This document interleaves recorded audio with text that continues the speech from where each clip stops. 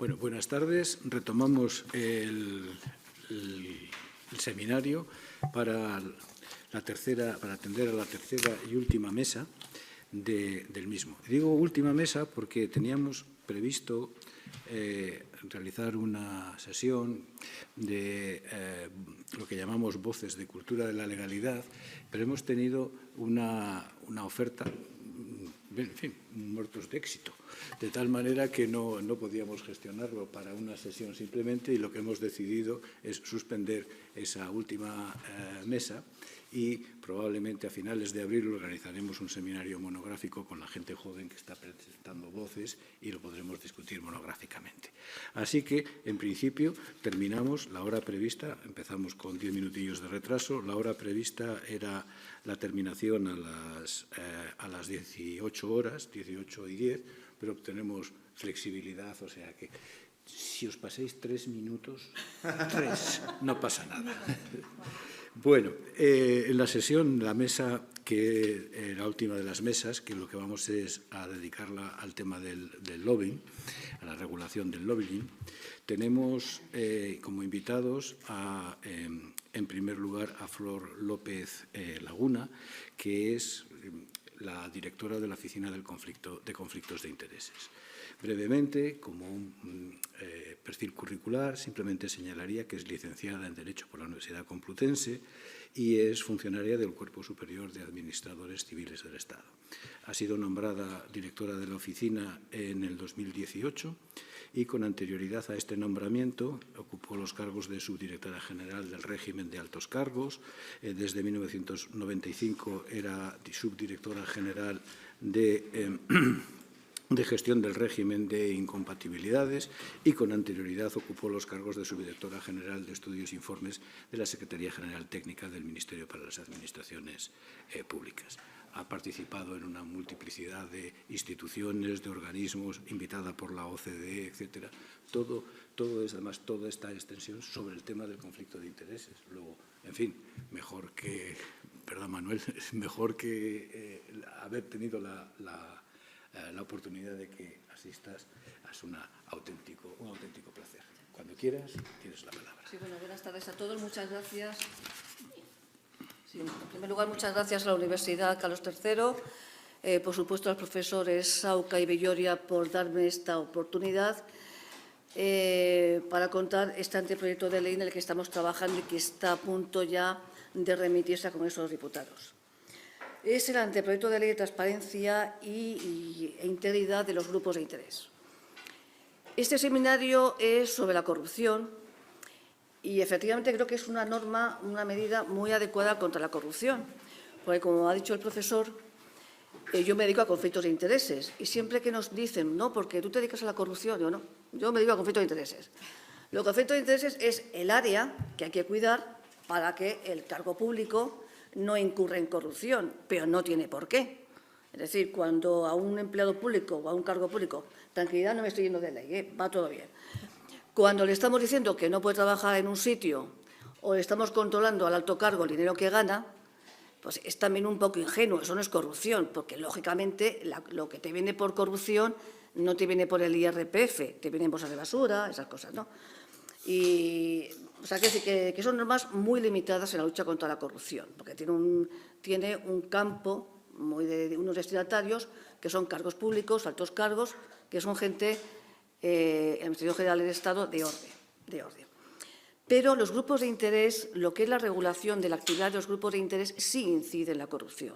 Sí incide, no porque los grupos de interés lo sean, que no, en absoluto, sino porque sí es importantísimo que ningún cargo público pueda tener relaciones con un grupo de interés, con alguien que tenga intereses, sin que haya transparencia e integridad. Eso es importantísimo, eso sí es necesario. O sea, las reuniones son siempre en los despachos públicos, nunca en otros sitios. El objetivo de la ley es no regular, no es la ley de los grupos de interés, no, es la ley que establece el marco de transparencia e integridad. Los grupos de interés son una realidad preexistente, que funcionan muy bien, que siempre ha habido, porque tiene que haberlos, son necesarios para la democracia, son necesarios para la toma de decisiones, son necesarios para la representación de todos los intereses. Entonces, no estamos regulando lo que es el grupo de interés, lo mismo que el Código Civil ni las partidas de Alfonso X el Sabio regulan lo que es la familia, ni lo definen, simplemente ponen normas. Entonces, el grupo de interés lo que hacemos es establecer un marco que creemos que es necesario. Además, debido a que hemos empezado tarde, porque todas las comunidades autónomas, muchas comunidades autónomas tienen su norma, pues la verdad es que hemos hecho de la necesidad virtud, porque estamos aprendiendo. Y sobre todo gracias a la Generalitat de Valencia, a la Generalitat de Cataluña, de la Comunidad de Madrid, cogiendo sus leyes vemos por dónde tenemos que ir, cómo tenemos que hacerlo y cuáles son los problemas. Como no voy a incidir en lo de siempre, en la bondad de los lobbies, porque sois todos expertos conocedores y sabemos que son inherentes e imprescindibles en el sistema democrático, pero que ya estaba prevista su regulación. El artículo 105 de nuestra Constitución dice que se tiene que garantizar la audiencia, incluso a través de asociaciones y representaciones, la Constitución. Por supuesto, la ley del Gobierno dice que es necesaria en la consulta pública y en el trámite de información público que en las adopciones de decisiones tengan que ver asociaciones representativas de intereses, no solamente para la legalidad, sino que dice algo interesante, para el acierto. Oiga, si yo quiero tomar una decisión, tengo que oír a los sectores que pretendo regular. Bien. Entonces, quiero decir que, bueno, por supuesto, las normas sectoriales, la mayoría de ellos prevén la participación de grupos mediante órganos consultivos, etcétera. Bien. Esta ley, hicimos el trámite de consulta pública el año pasado, en abril de 2021. El trámite de consulta pública sabéis que es sin un texto definido, sino que en la página web del Ministerio se hace una serie de preguntas. ¿Considera usted necesaria esta aprobación? ¿Qué le parece el ámbito de tal? ¿Qué regularía? Se hace una serie de propuestas un poco para encauzar la participación. Y tuvimos 29 aportaciones, de las cuales la mayoría, el 62%, eran de entidades privadas, un 17% de particulares y un 21% de entidades públicas que lo que hacían era ayudarnos en nuestra labor precisamente de regulación de los grupos de interés. Posteriormente, siguiendo lo que son las normas sobre tramitación de proyectos, el Consejo de Ministros lo aprobó en primera vuelta en noviembre del año pasado. Y a continuación se abrió el trámite de audiencia e información pública durante un mes. Y aquí sí, pues ya hay un texto articulado y ahí tuvimos unas 363 aportaciones muy interesantes, muchas de entidades representativas de intereses, de particulares, todas muy interesantes, tengo que decirlo. Hombre, algunas nos han recogido porque algunas también, bueno, estaban así un poco así, pero así un poco desfondadas, ¿no? Pero bien, bueno. Y estamos trabajando en este texto, hemos elaborado una serie hemos pedido informes para mejorar esta regulación. Bien. ¿Por qué hacemos esta ley ahora? Pues esta ley nos hemos basado, por supuesto, era una necesidad que teníamos que tener. Sabéis, bueno, por supuesto, esto entronca con la Agenda 2030, con los Objetivos de Desarrollo Sostenible, pues para lograr una administración más inclusiva, más justa. Las recomendaciones, por no decir sugerencias, indicaciones puestas en color del GRECO, del Grupo contra la Corrupción, tiene usted que regular los lobbies, la OCDE con sus directrices, la presión en el buen sentido de los lobbies, en el buen sentido y legítimo sentido, y era una necesidad. Luego, además, recogiendo esto, el cuarto plan de Gobierno abierto recoge la necesidad de establecer una regulación sobre los grupos de interés.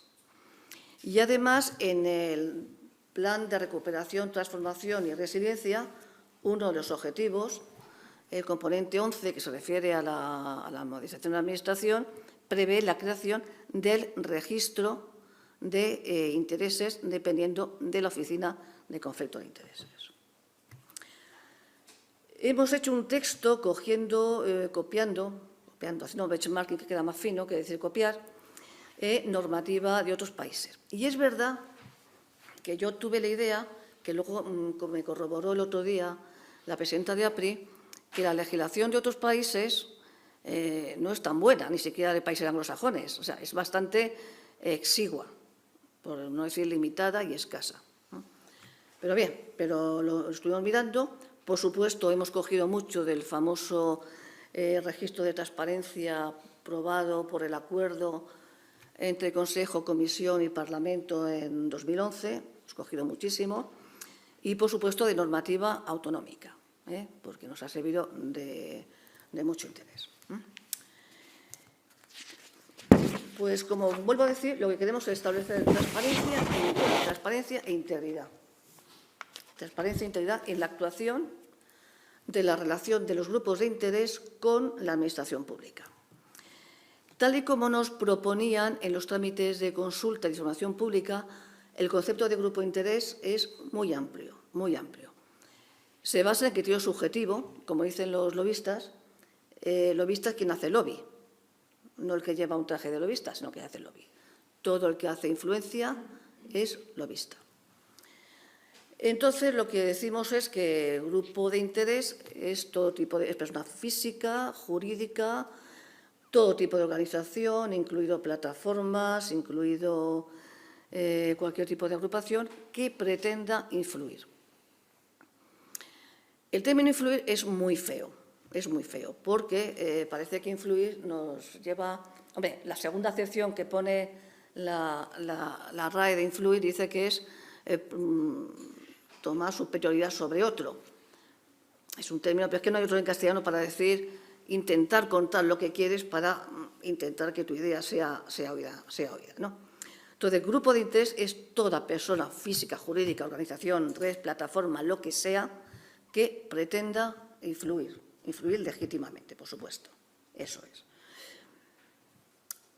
Claro, esto nos plantea el problema cuando estábamos desarrollando la ley, ahora que estamos trabajando en el Real Decreto, de cómo esto está muy bien para las entidades, los departamentos institucionales de las empresas, las agrupaciones profesionales.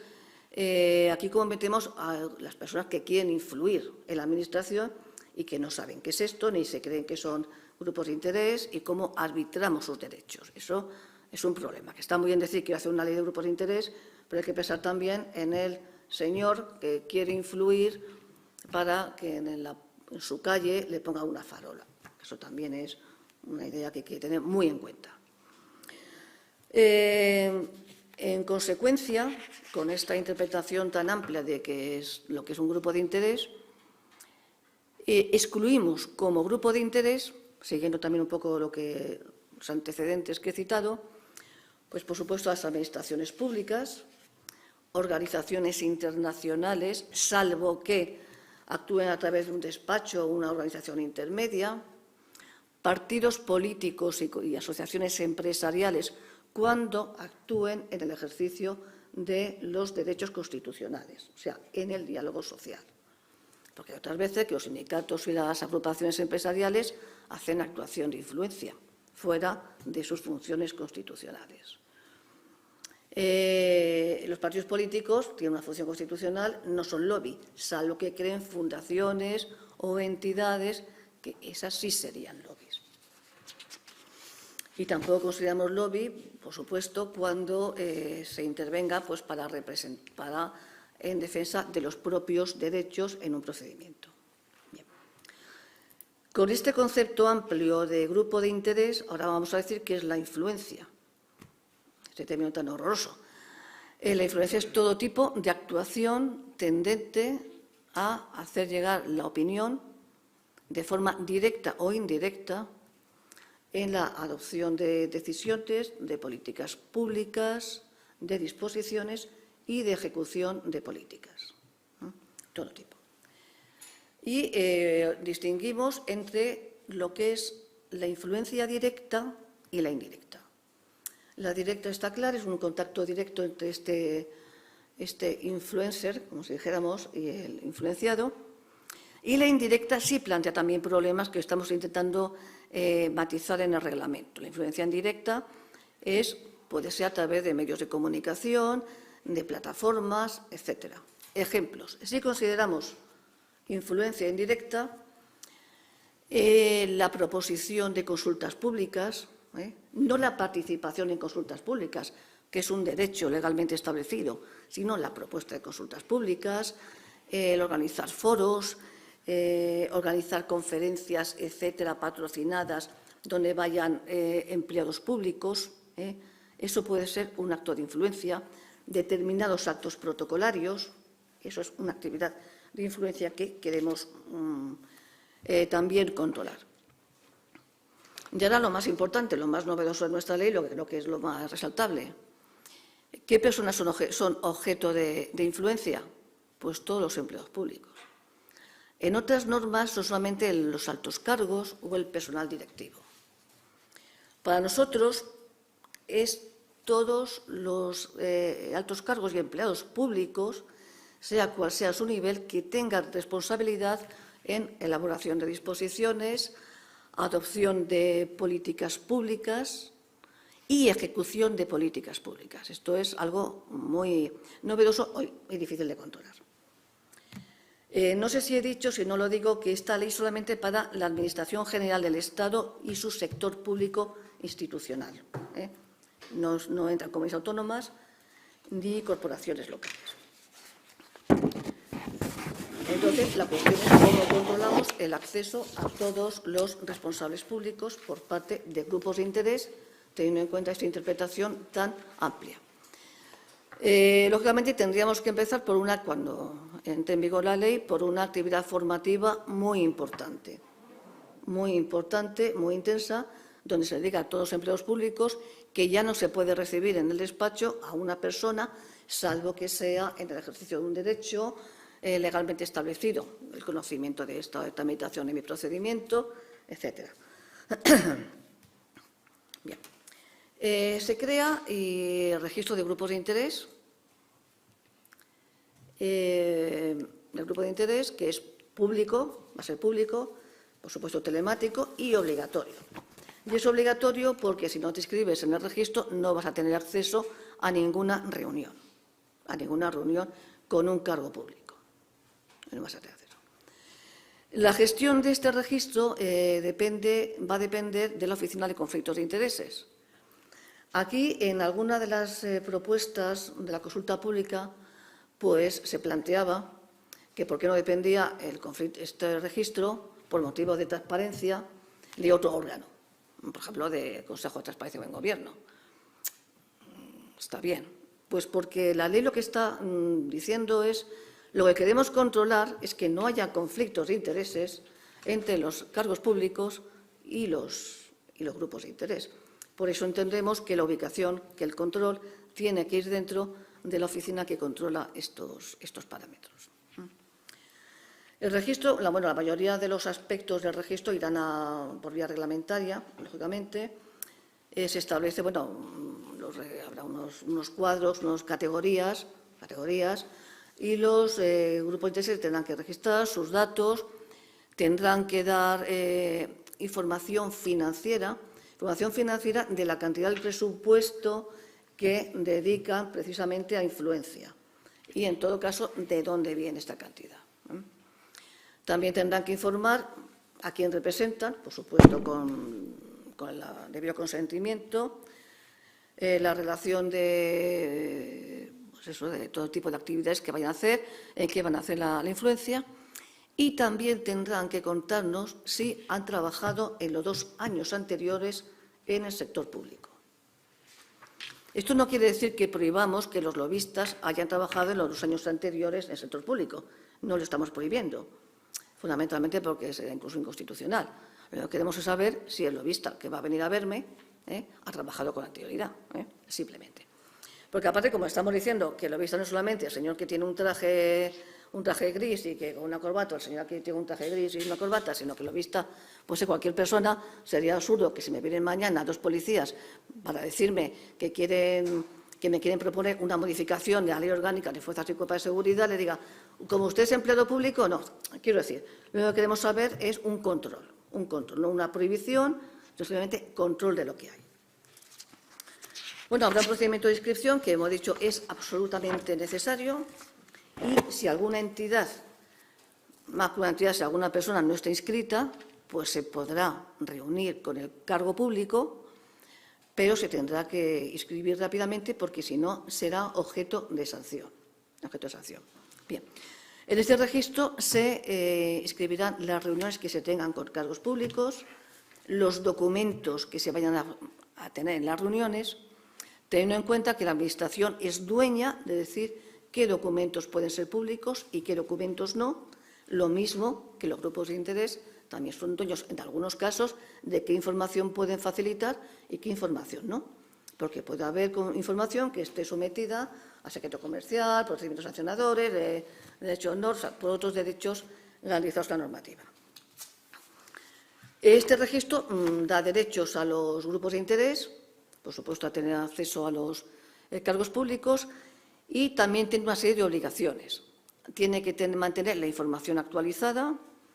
Si no la mantienen, por ejemplo, en la información financiera, si en un año no la han actualizado, caduca la inscripción. Si no mantienen la información actualizada, es una sanción, que puede ser grave o muy grave. Tienen, por supuesto, que aceptar el código de conducta. El código de conducta lo hemos elaborado de forma que fueran principios no demasiado etéreos, sino muy concretos, pero que, pues, por ejemplo, no intentar influir en el cargo o no intentar favorecer con regalos. Son principios muy palpables, intentando huir de otros códigos de conducta que luego en la práctica son flatus vocis, son conceptos jurídicos tan determinados que es muy difícil de sancionar. Hay un reglamento sancionador, como no puede ser de otra forma, porque siempre tiene que haberlo. El reglamento es sobre todo eso, pues intentar presionar, intentar influir ilegítimamente sobre los cargos públicos, no mantener la información actualizada, etcétera. Y las sanciones pues, son la cancelación de la inscripción, depende de la gravedad de la infracción, y la publicación en un informe que elaborará anualmente la Oficina de Conflicto de Intereses sobre el cumplimiento de este registro. Hay otra disposición que creo que es muy interesante, que es sobre el tema de las puertas giratorias. El alto cargo no podrá ir a un grupo de interés, o sea, al área de interés de un grupo de interés, cuando la materia sobre la que éste versa esté relacionada con el área de su departamento. Esto es una modificación de la ley de altos cargos. Esto obedece a que en algunos casos pues, nos están planteando alguna problemática de entidades, de cargos que van a entidades privadas, que no podemos prohibirlos por el artículo 15, porque no dicta resoluciones, etcétera, etcétera, etcétera, pero que sí son realmente grupos de interés. Entonces hay una presión sobre esto, pero vamos, va a estar muy determinado a solamente el área de departamento. Bueno, y no sé si me pasó eso, estoy en mis 20 minutos, ¿no? Me he cumplido, bien. Pues muchísimas gracias por vuestra atención y estoy a la espera. Gracias. Muchas gracias. Bueno, ahora sería el turno de Carmen.